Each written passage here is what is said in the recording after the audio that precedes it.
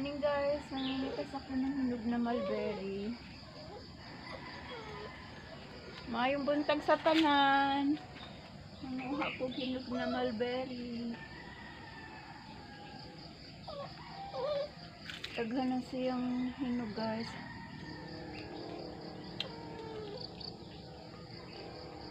Ito guys oh.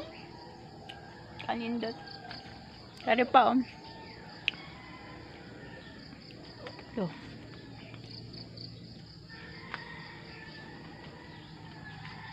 Sa taas yung iba, hindi ko baga maabot. Ito mga manibalang na siya guys.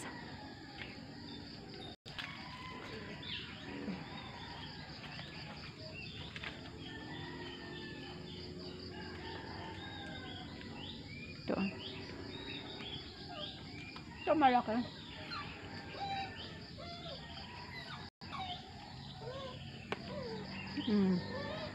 Sarap siya guys, kain yun.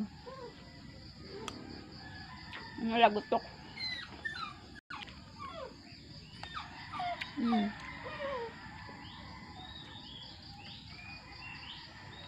Malutong siya. Ito pa. Kasi guys yung sobrang ano na, hinog na. Bayot na siya. Mas matamis pag ganun. Pag kulay violet na talaga ang kulay na mas matamis.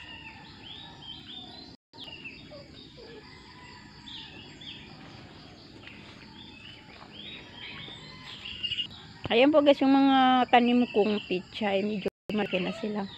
Tapos may tanim din ako ditong alokbati. Ayan mataba na.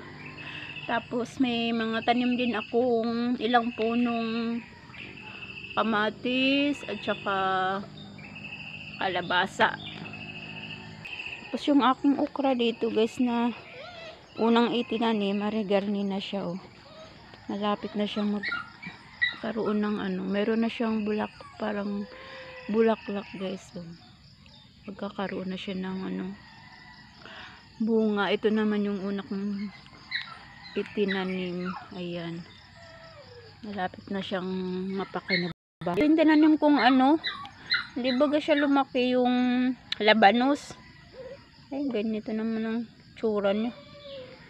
Yan lang ang nabuhay, gawa ng hinahakot ng ano, ng langgam. Tapos ayan guys, oh, yung paminta, ayan. Dami na niyang ano, mga bulaklak. Ayan oh. Mahaba yung ano, halos isang dangkal yung kanyang bulaklak kasi pamintang Taiwan yan guys. Pag pamintang Taiwan mahahaba siya. So ayun po guys, ako magpapaalam muna po sa inyo. Maraming salamat po sa inyong love and support sa aking munting YouTube channel. Bye bye po. God bless po sa ating lahat. Ari mas mahaba guys oh. Pakita ko sa inyo. Mas mahaba siya.